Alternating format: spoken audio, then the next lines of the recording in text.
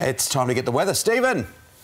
A very good morning to you. We're checking out STEM Punks this morning at Clayfield College in Brisbane, and they are really future-proofing kids like Alex, Lachlan and Ari for technology of tomorrow. Now, Lachlan, can you fire this up? These kids have programmed these drones themselves, and give it a tap, to actually fly in a simulated environment.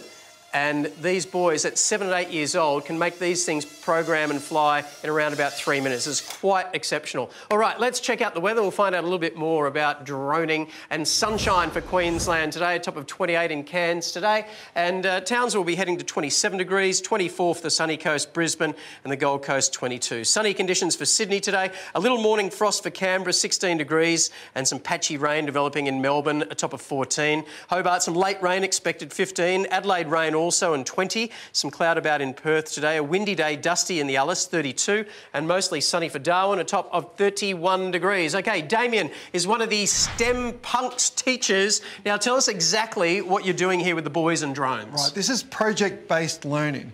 So we've got our mining scenario map just down here, and we've just sent a little code down to our tablet that's going to send a message to our drone to achieve a task, I suppose. So if we press that button just there, touch the actor. Touch that. And then it should work. This is one we pre-programmed earlier on. There's a little turn, might take a little photo, goes near some students, gets them a little bit scared, and comes back. Brilliant. Fantastic, that is amazing. Of course, drones are being used all around the world already.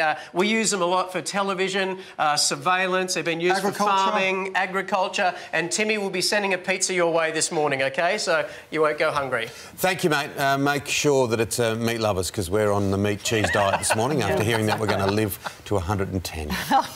Good on you, Stevie. Thank you.